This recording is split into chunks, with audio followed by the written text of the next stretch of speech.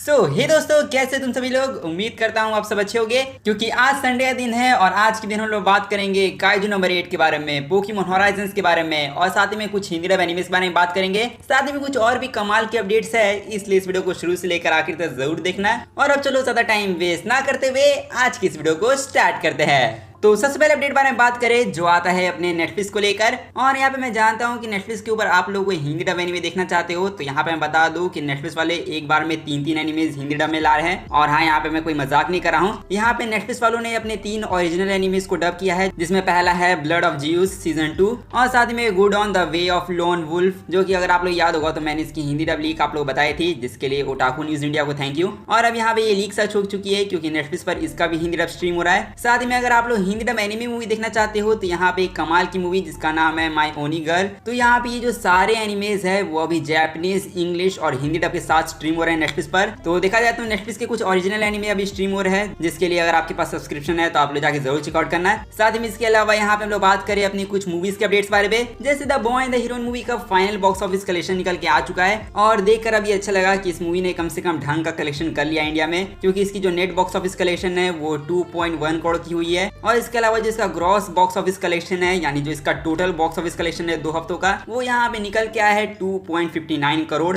और हाँ, इस मूवी ने 2 हफ्ते में 2.59 करोड़ का कलेक्शन किया इंडिया में, जो कि देखा जाए तो ज्यादा बुरा नहीं है। बट इसके अलावा सच कहूँ तो जो अगली एनिमे मूवी इंडिया में आने वाली है वो अच्छे खासे पैसे कमा की जाएगी। और यहाँ पे बेसिकली मैं बात कर रहा हूँ अपनी हाइकू मूवी के बारे में, जिसकी रिलीज डेट अब ऑफिशियली तौर पे कंफर्म कर दी गई है पीवीआर के द्वारा। और इसकी ऑफिशियल रिलीज डेट 31 मई की ही रखी गई है, जो कि कुछ दिनों बाद ही आप लोग इस मूवी को इंडियन थिएटर में देखोगे। और यहाँ पे बता दूं कि 31 मई को ये इंडियन सिनेमास में 2D 4DX और इसके साथ ही में IMAX फॉर्मेट पर भी रिलीज होगी, जो कि देखा जाए तो यहाँ पे इस मूवी को अच्छी ट्रीटमेंट मिल रही है। साथ ही में ये मूवी आप लोगों को जापानीज लैंग्वेज और इंग्लिश सबटाइटल में देखने मिलेगी, जो कि चलो अच्छी न्यूज है। बट यहाँ पे इससे अच्छी न्यूज भी ये है कि जो हमारी नेबरिंग कंट्रीज है उनकी भी रिलीज डेट रिवील कर दी गई है। और हाँ, यहाँ पे जो अपनी नेबरिंग कंट्री लाइक नेपाल और बांग्लादेश, वहां पर भी हाइकू मूवी रिलीज होने वाली है। और अगर आप लोग वहां से मेरी वीडियो देख रहे हो तो आप लोग भी इस मूवी को देखने जा सकते हो, क्योंकि नेपाल और बांग्लादेश में ये मूवी जो है वो 7 जून को रिलीज होने वाली है, जो कि देखा जाए तो यहाँ पे तीनों देश के लोग खुश हो चुके हैं। इसलिए आप लोग पास अभी भी टाइम है, आप लोग हाइकू के सारे एपिसोड्स को देख लो। शायद 85 एपिसोड्स हैं और 85 एपिसोड्स को अभी आप लोग बिंज वॉच तो आराम से कर ही सकते हो। इसलिए आप लोग इसको बिंज वॉच करो और इस मूवी को फिर देखने चले जाना।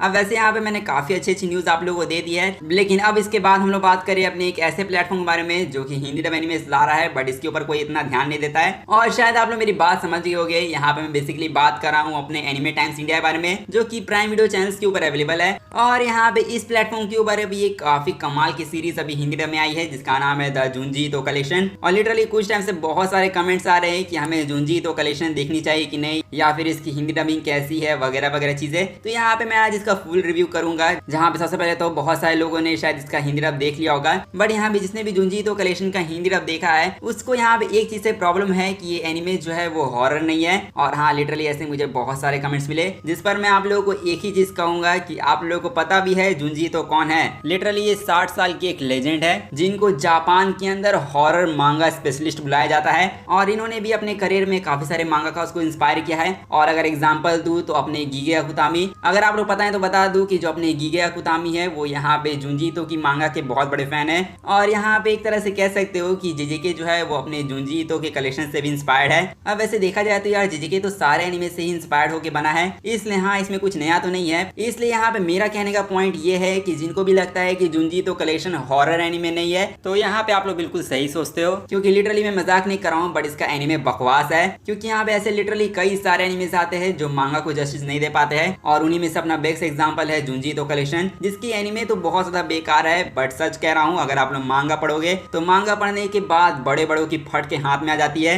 इसलिए अगर आप लोग जुंजी ईतो के एनिमे को देखकर यहाँ पे जज कर रहे हो तो ऐसा मत करो। आप लोग लिटरली मांगा पढ़ना स्टार्ट कर दो, आप लोगों के रोंगटे खड़े हो जाएंगे। इसलिए यहाँ पे जुंजी ईतो कलेक्शन के बारे में मैंने आप लोग को डिटेल में तो सारी चीजें बता दी, बट यहाँ पे हम लोग बात करें इसकी हिंदी डब के बारे में, जो एक्चुअली में चुम्मेश्वरी डब है। और ऐसा मैं क्यों कह रहा हूँ वो भी मैं आप लोग डिटेल में बताता हूँ, क्योंकि यहाँ पे ये एनिमे भले ही जैसा भी हो, लेकिन जो इसका हिंदी डब है वो एकदम टॉप नॉच है। मतलब यहाँ पे मुझे पता था कि मिस इंडिया वाले अच्छे एनिमेज डब करते हैं, बट यहाँ पे उनकी स्क्रिप्टिंग भी इतनी कमाल की होगी वो मैंने कभी सोचा नहीं था। क्योंकि सबसे पहले तो मैं आप लोगों को एक चीज क्लियर कर देता हूँ कि मैं एक ऐसा इंसान हूँ जो हिंदी डब में कम और जैपनीज लैंग्वेज और इंग्लिश सबटाइटल में ज्यादा एनिमे देखता है, और इसीलिए अगर मेरे जैसा इंसान अगर कोई हिंदी डब एनिमे की तारीफ कर रहा है तो समझ जाना वो Hindi dub anime worth watching होगा। इसलिए जुंजी ईतो कलेक्शन की हिंदी डब के बारे में बात करें, जिसको सबटाइटल में एनिमे देखने वाले लोग जो है वो यहाँ पे बेकार तो बिल्कुल नहीं बोलेंगे, क्योंकि जो इसकी स्क्रिप्टिंग है वो बिल्कुल ऑन पॉइंट है। और यहाँ पे एक तरह समझाऊं तो ऐसा होता है ना, यहाँ पे अगर आप लोग कोई इंडियन शोज देख रहे हो तो आप लोग को उसमें इंडियन वाइब आती है, और उसी तरीके से अगर आप लोग कोई कोरियन शो देख रहे हो तो उसमें से आप लोग कोरियन वाइब आती है। बट अगर आप लोग जैपनीज शो देखोगे तो उसमें से जैपनीज वाइब आनी चाहिए हिंदी डब में। और बेसिकली यहाँ पे जुंजी ईतो कलेक्शन ने बिल्कुल वही काम किया है, क्योंकि अगर आप लोग सबटाइटल में एनिमे देखते हो और अगर आप लोग जुंजी ईतो का हिंदी डब देखोगे तो यहाँ पे आप लोग को लिटरली इसकी हिंदी डब से प्यार हो जाएगा। क्योंकि जो ज्यादा सबटाइटल में एनिमे देखते हैं उनकी ज्यादातर यही शिकायत होती है कि जो हिंदी डब होता है उसके अंदर स्क्रिप्टिंग बहुत बेकार होती है। बट यहाँ पे मैं बता रहा हूँ जुंजी ईतो कलेक्शन की स्क्रिप्टिंग ऐसी है जिससे आप लोगों को प्यार हो जाएगा।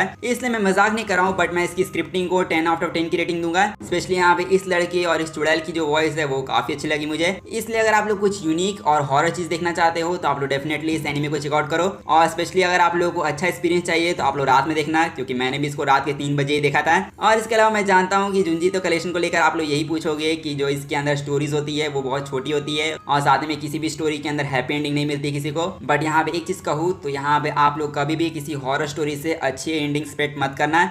अब वैसे देखा जाए तो जुंजी ईतो कलेक्शन के बारे में मैंने आप लोगों को ज्यादा ही कुछ ज्ञान दे दिया है, बट टू बी ऑनेस्ट अब इन सब चीजों को साइड में रखे और यहाँ पे हम लोग बात करें अपने नेक्स्ट एनिमे के बारे में, जो आता है पोकेमॉन होराइजन्स। और होप करता हूँ कि आप लोगों ने कल पोकेमॉन होराइजन्स का हिंदी डब देख लिया होगा, और अभी हम लोग इसकी हिंदी डब के बारे में बात करना स्टार्ट करें। बट उससे पहले मैं आप लोग बता देता हूँ कि जो इसकी एंडिंग सॉन्ग है और ओवरऑल जो इसका थीम सॉन्ग है वो यहाँ पे सच बता रहा हूँ बहुत अच्छा है। मतलब ऑब्वियसली इसको बड़े बड़े सिंगर ने कंपोज किया है, तो यहाँ पे जो इसके गाने होंगे वो तो टॉप नॉच तो होंगे ही, इसलिए इसमें तो कोई जज करने वाली बात नहीं है। बट यहाँ पे एक्चुअली में हम लोग बात करें हिंदी डब के बारे में, जिसके बारे में बात करने की कुछ ज्यादा जरूरत नहीं है, क्योंकि यहाँ पे हम लोग जानते हैं कि डिज्नी इंडिया वाले हमें कभी भी हिंदी डब से डिसअपॉइंट नहीं करते हैं। और डेफिनेटली मैं सच कहूँ तो पोकेमॉन होराइजन्स की डबिंग डिज्नी वालों ने बहुत अच्छे तरीके से की है। मतलब कह सकते हो कि डिज्नी इंडिया की अभी तक की बेस्ट डबिंग लगी मुझे। स्पेशली रिको के बारे में बात करें तो रिको की वॉइस मुझे अच्छी लगी, उसकी वॉइस अच्छी खासी सूट भी करी थी। इसलिए ओवरऑल तो यहाँ पे डबिंग में डिज्नी इंडिया वालों ने फिर से आग लगा दिया है। बट यहाँ पे हम लोग बात करें अब स्क्रिप्टिंग के बारे में, क्योंकि कुछ टाइम पहले मैंने वीडियो बनाया था स्क्रिप्टिंग पर, जहाँ पे मैंने कहा था कि डिज्नी इंडिया वाले बहुत सारे आइकॉनिक वर्ड्स को शायद चेंज करने वाले हैं हिंदी में, और इसी को लेकर बहुत सारे लोगों ने एग्री भी किया था कि ये वर्स्ट डिसीजन है।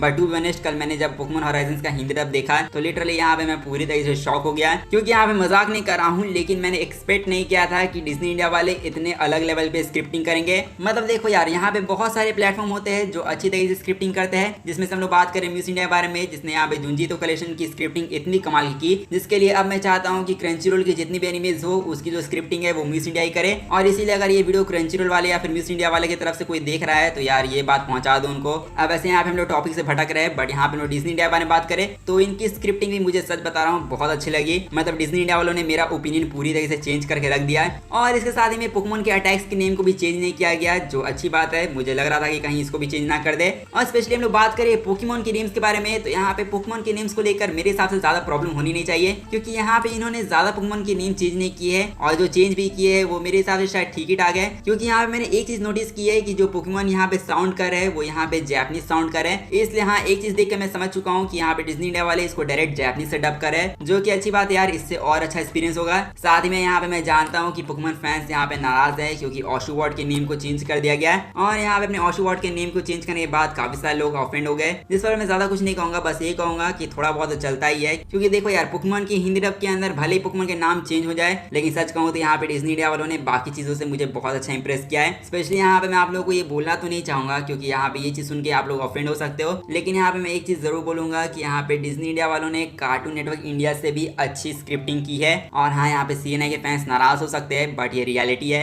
साथ ही मैं जानता हूँ कि यहाँ पे ऑडियंस जो है वो आधी आधी बढ़ चुकी होगी, जिसमें से आधी ऑडियंस पोकेमॉन होराइजन्स देख रहे हैं और आधे ऐश की वजह से नहीं देख रहे हैं। जिसमें मैं आप लोग यही कहूंगा कि पोकेमॉन होराइजन सीरीज कोई बुरी सीरीज नहीं है, इसलिए पोकेमॉन होराइजन्स को भी मैं पूरे नंबर देना चाहूंगा, क्योंकि ये मुझे बहुत पसंद आया। साथ ही मैं जानता हूँ कि आप लोगों को यहाँ पे ऐश की कमी लग रही है, और साथ ही में मुझे भी ऐश की कमी महसूस होती है, क्योंकि देखा जाए तो अगर पोकेमॉन कंपनी चाहते तो यहाँ पर वो ऐश को एक चैंपियन और मेंटोर की तरह इंट्रोड्यूस कर सकते थे पोकेमॉन होराइजन में, बट अभी तक तो उन्होंने ऐसा कुछ किया नहीं है। जो होप करता हूँ कि फ्यूचर में वो लोग ऐसा करे, जिससे कम से कम जो हम जैसे ऐश के फैंस है उनको यहाँ पे दिल में सुकून मिले। इसलिए अगर आप लोग भी पोकेमॉन होराइजन देखना चाहते हो तो आप लोग इसको हंगामा के ऊपर सैटरडे संडे सुबह के 9:30 बजे देख सकते हो। साथ ही में अगर आप लोग पास टीवी नहीं है तो आप लोग डिज्नी इंडिया के यूट्यूब चैनल पे देख सकते हो। वहाँ पे डिज्नी इंडिया के यूट्यूब चैनल पर पोकेमॉन होराइजन्स के सैटरडे संडे रात के 9 बजे एपिसोड आ जाएंगे और इसका एपिसोड 1 आ भी चुका है, जो कि आप लोग चाहो तो जाके चेकआउट कर सकते हो। अब वैसे देखा जाए तो यहाँ पे मैंने आप लोगों को 2 एनिमीज के नाम बता दिए जिसकी हिंदी डबिंग और स्क्रिप्टिंग दोनों ही टॉप नॉच है। बट इसके अलावा यहाँ पे हम लोग बात करें अपने एक और प्लेटफॉर्म के बारे में जो आता है सोनी ये। और हाँ, यहाँ पे सोनी वालों के बारे में बात ना करे ऐसा तो हो ही नहीं सकता है। और सच कहूँ तो ये जो न्यूज है वो सोनी से ज्यादा डिज्नी इंडिया को लेकर ही है, क्योंकि यहाँ पे डिज्नी इंडिया वालों ने इनडायरेक्टली सोनी कंपनी को रोस्ट कर दिया है। क्योंकि जैसा कि अगर आप लोगों ने शिनचैन का प्रोमो देखा होगा सोनी पे, तो उस प्रोमो में सोनी ने क्या बोला था, शिनचैन बोले तो सोनी ये, शिनचैन बोले तो सोनी ये। तो यहाँ पे इसी डायलॉग को काउंटर करते हुए डिज्नी इंडिया वालों ने यहाँ पे हंगामा के ऊपर शिनचैन का एक न्यू प्रोमो रिलीज किया, जहाँ पे इनडायरेक्टली यहाँ पे हंगामा वालों ने सोनी को रोस्ट कर दिया है। मैं यहाँ हूँ। अरे सर, ये तो मजेदार है। शिनचैन मतलब हंगामा। मैं यहाँ हूँ। मतलब देखा जाए तो यहाँ पे लिटरली शिनचैन बोल रहा है कि मैं यहाँ हूँ, हंगामा पर हूँ। और डिज्नी इंडिया वालों ने सोनी पिक्चर्स इंडिया को साफ साफ कह दिया है कि शिनचैन मतलब हंगामा। और देखा जाए तो डिज्नी इंडिया वाले यहाँ पे लोगों को याद दिला रहे हैं कि शिनचैन का असली घर हंगामा ही है, मैं यहाँ हूँ। जो कि देखा जाए तो ये सारी चीजें हम लोगों को बार बार देखने को नहीं मिलती है। इसलिए आप लोगों क्या ओपिनियन है वो आपने मुझे कमेंट में जाके जरूर बता देना है। मैं यहाँ हूँ। साथ में इसके अलावा हम लोग बात करें अपने लास्ट प्लेटफॉर्म बारे में जो आता है अपना क्रंचीरोल। तो यहाँ पे क्रंचीरोल हमारा इकलौता ऐसा प्लेटफॉर्म है जो कि सबसे ज्यादा हिंदी डब एनिमेज हमें ला के देता है। लेकिन यहाँ पे क्रंचीरोल के ऊपर अभी एक कमाल का एनिमे आ रहा है जिसका नाम है काइजू नंबर 8। और काइजू नंबर 8 का एपिसोड 7 जो है वो फाइनली क्रंचीरोल पर आ चुका है। और ये आप लोगों को जापानीज, हिंदी, इंग्लिश, तमिल और तेलुगु सारे लैंग्वेज में आप लोग देखने को मिल जाएगा। इसलिए आप लोग चाहो तो इसको कोई भी लैंग्वेज में जाकर चेकआउट कर सकते हो। और साथ में यहाँ पे काइजू नंबर 8 के एपिसोड 7 के बारे में बात करें, जो सच बता रहा हूँ पीक एपिसोड है, क्योंकि मैं मजाक नहीं कर रहा हूँ। लेकिन यहाँ पे ये काइजू नंबर 8 एनीमे का one of the best episode बन चुका है, क्योंकि इस एपिसोड के अंदर काफी कमाल की चीजें देखने को मिली। स्पेशली इस एपिसोड के अंदर फाइनली हीरो वर्सेस विलन की फाइट भी हुई थी। और सच कह रहा हूँ, जब काफका ने अपने काइजू वाले फॉर्म में एंट्री की तो यहाँ पे मजाक नहीं कर रहा हूँ, सीधा गूज़बम्प्स आ रहे थे। इसलिए अगर इस एपिसोड को अगर मैं रेट करूँ तो यहाँ पे इस एपिसोड को मैं इजिली 9.5 आउट ऑफ 10 की रेटिंग दूंगा। और यहाँ पे आप लोग लगेगा कि मैं कुछ ज्यादा ही रेटिंग दे रहा हूँ, बट चलो ओवरऑल ये सिर्फ मेरा ओपिनियन है। यहाँ पे आप लोग का ओपिनियन कुछ और हो सकता है। इसलिए आप लोग काइजू नंबर 8 के एपिसोड 7 को कितनी रेटिंग देना चाहोगे वो आप लोग मुझे कमेंट में जाकर बता सकते हो। साथ में देखा जाए तो यहाँ पे इतने सारे कमाल के एनिमेज आ रहे हैं, तो आप लोग इन एनिमेज को देखो और मजे करो। और यहाँ पे आज की इस वीडियो को वहीं पर एंड करते हैं। सो आई होप करता हूँ आप लोग को ये वीडियो अच्छा होगा। तो अगर आप लोग को ये वीडियो अच्छा लगा है तो जाके इस वीडियो को लाइक कर दो और साथ में चैनल को भी जाके सब्सक्राइब कर दो ऐसी अमेजिंग कंटेंट के लिए। और मैं मिलता हूँ आप लोगों से बस ऐसी ही अगली वीडियो में, तब तक के लिए गुड बाय।